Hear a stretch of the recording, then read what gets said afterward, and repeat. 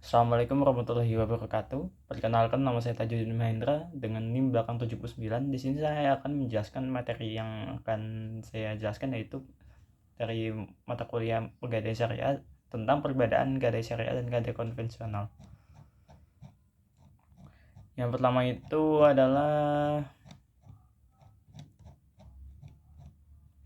perbedaan gadai syariah dan konvensional. Gadai syariah dan konvensional merupakan dua sistem hukum yang berbeda.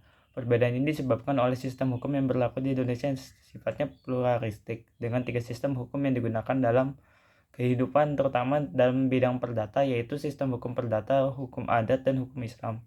Secara sistematika, kitab undang-undang dalam hukum perdata gadai diatur dalam bagian hukum jaminan kebendaan dalam buku 2 pasal 1150 dan hingga pasal 1160. Gadai dalam sistem perdata mengikuti prinsip asesor, di mana hak gadai selalu terikat dengan objek atau barang yang digadaikan seperti siapapun atau yang memegangnya di truth on seat. Dalam hukum perdata Islam, gadai syariah merupakan bagian dari hukum muamalah yang memiliki karakteristik khusus. Dalam konteks muamalah, gadai syariah disebut sebagai arahan yang merupakan jaminan atau agunan dalam transaksi hutang-hutang sesuai syariat Islam. Arahan dalam hukum Islam merupakan akad watsikoh ataupun jaminan terhadap harta. Selain memiliki persamaan dan dengan gadai konvensional, gadai syariah juga memiliki perbedaan antara lain. Yang pertama yaitu dalam hukum Islam, arahan dilakukan secara sukarela atas dasar tolong-menolong tanpa mencari keuntungan. Sedangkan dalam gadai konvensional, menurut hukum perdata, selain prinsip tolong-menolong, pemberi gadai juga mendapatkan keuntungan dengan menarik bunga atas sewa modal yang ditetapkan. Dalam hukum perdata, hak gadai hanya berlaku pada barang bergerak, sehingga dalam hukum Islam, arahan berlaku untuk semua jenis harta, baik bergerak maupun tidak bergerak. Dalam hukum perdata positif, jaminan terhadap harta yang tidak bergerak seperti tanah, kapal laut, dan pesawat disebut dengan hak tanggungan sesuai dengan Undang-Undang Nomor 4 Tahun 1996. Untuk perbedaan secara spesifiknya, yang pertama, landasan hukum gadai konvensional itu diaturnya di Undang-Undang pada pasal 1150 dan hukum perdatanya di 1160.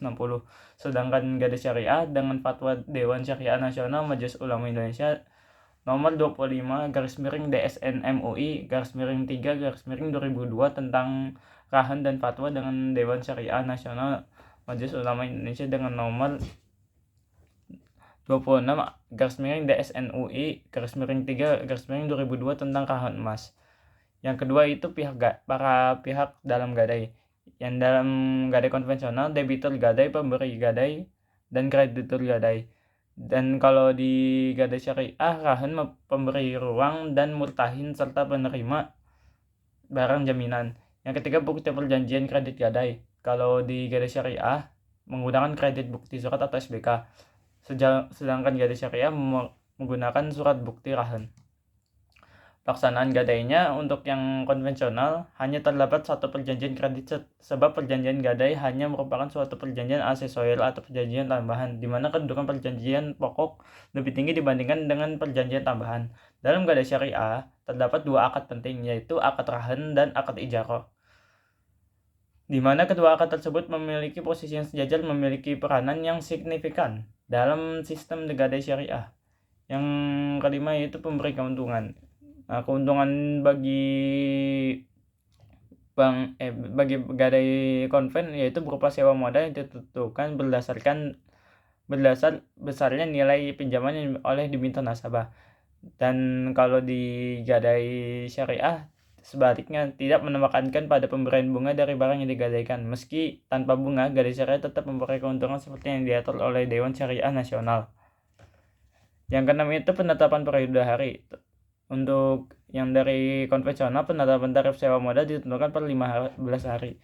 Penetapan tarif ijarah yang bagi gadai syariah yaitu penetapan tarif ijarahnya ditentukan per 10 hari. Dalam pelaksanaan prosedur eksekusi, dalam konvensional, pada hal kelebihan uang dari hasil lelang, dalam pelaksanaan gadai konvensional, kelebihan uang dari hasil lelang yang tidak diambil oleh nasabah dalam jangka waktu 1 tahun sejak tanggal pelanggan melakukan pelelangan, jaminan akan jadi milik PT Pegadaian. Jika di syariah, Kelebihan uang dari hasil lelang ini akan diberikan kepada badan amil zakat atau lembaga amil zakat yang terakreditasi, namun tidak dalam hasil uang lelang yang mencakup untuk membayar utang lunas debitur ditambah biaya administrasi, maka kekurangan ini ditanggung oleh perusahaan. Hal ini berlaku baik dalam gadai konvensional ataupun syariah. Dan untuk pengawasan dari gadai konven itu oleh Kementerian BUMN. Jika dari yang gadai syariah diawasi oleh BPS, Badan Pengawas Syariah, ataupun Otoritas Jasa Keuangan. Pegadaian syariah dan konvensional memiliki pendekatan dan konsep yang berbeda pelaksanaannya. Pegadaian syariah melakukan prinsip berdasarkan hukum Islam, sedangkan yang konvensional mengacu dengan sistem hukum perdata Barat. Menariknya, pegadaian syariah tidak hanya diminati oleh kalangan muslim, tapi juga diminati oleh orang-orang non-muslim. Meskipun mereka ingin tidak sepenuhnya memahami persamaan dan perbedaan antara gadai syariah dan konvensional. Yang kedua yaitu prinsip-prinsip gadai syariah. Prinsipnya dalam gadai konvensional bunga digunakan untuk mekanisme penarikan biaya, sementara pada gadai syariah pendekatan hasil mudharabah atau fee income digunakan untuk menggunakan sistem ijarah. Gadai konvensional melibatkan satu perjanjian utama yaitu hutang piutang dengan penyerahan barang sebagai jaminan. Di sisi lain, gadai syariah melibatkan jenis akad atau pinjaman yang menggunakan harta sebagai jaminan, seperti akad rahan, akad ijarah, akad qadar hasan, akad mudharabah, akad bai muqayyadah, dan akad musyarakah. Tujuan gadai konvensional selain untuk membantu kegiatan ekonomi masyarakat juga berorientasi pada masyarakat bisnis dengan mengambil keuntungan melalui penarikan biaya atau sewa modal. Sedangkan gadai syariah dilakukan secara sukarela dengan prinsip tolong-menolong atau yang disebut dengan bahasa Islam yaitu ta'awun, tanpa mencari keuntungan dan lebih berfungsi sebagai kegiatan sosial.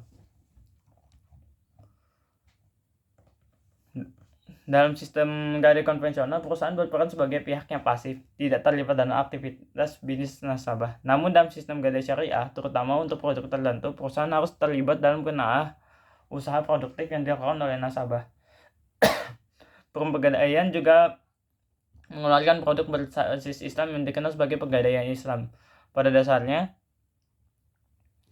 produk berbasis Islam memiliki karakteristik yang tidak mengungut biaya dan berbagai bentuk karena riba, menganggap uang sebagai alat tukar, bukan komoditas yang diperdagangkan, dan merupakan bisnis yang memperoleh riba atas jasa hasil yang dimiliki. Untuk kelebihan dan kekurangannya dari bank konvensional yang gadai syariah, yang pertama itu adalah kelebihannya relatif baru sebagai suatu sistem keuangan. Masyarakat kurang mengenal produk rahan di lembaga keuangan syariah.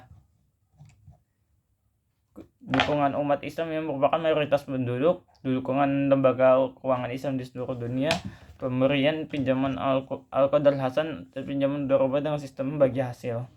Untuk kekurangannya yaitu yang pertama adalah berprasangka baik kepada semua orang, yang berasumsi bahwa semua orang yang terlibat dalam perjanjian adalah hasil jujur, namun dalam hal ini dapat menjadi bumerang. Yang kedua, membutuhkan metode perhitungan yang rumit dalam perhitungan biaya yang dibolehkan dalam pembagian laba untuk nasabah yang kecil. Yang ketiga, karena penggunaan konsep bagi hasil, pegadaian syariah lebih memerlukan tenaga profesional yang handal. Yang keempat, perlu adanya perangkat peraturan pelaksanaan untuk pelatihan dan pengawasannya. Nah, untuk gadai konvensional, yang kelebihannya yaitu yang pertama sudah lama dikenal dan dipercaya oleh masyarakat. Yang kedua, sistemnya yang sudah mapan dan terstruktur dengan baik. Banyak lembaga keuangan konvensional yang telah beroperasi dalam waktu lama dan memiliki pengalaman yang lebih mendalam.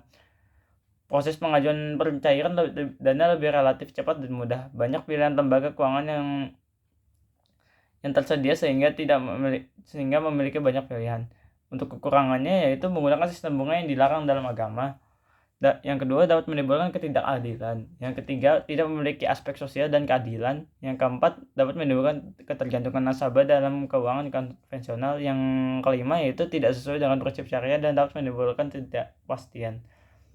Untuk kesimpulannya, gadai syariah dan konvensional merupakan dua sistem hukum yang berbeda. Perbedaan ini disebabkan oleh hukum yang berlaku di Indonesia yang bersifat pluralistik dengan tiga sistem hukum yang digunakan dalam kehidupan, terutama dalam bidang perdata, yaitu sistem hukum perdata, hukum adat, dan hukum Islam. Pada gadai konvensional, penyelesaian sengketa melalui jalur non-litigasi dilakukan oleh BAN atau Badan Arbitrase Nasional. Sedangkan pada gadai syariah dilakukan oleh lembaga tahkim yang disebut Badan Arbitrase Syariah Nasional atau disebut Basyanas. Untuk melakukan penyelesaian sengketa melalui jalur ligitasi, gadai konvensional masuk dalam kewenangan pengadilan negeri, sedangkan gadai syariah dalam pengadilan agama.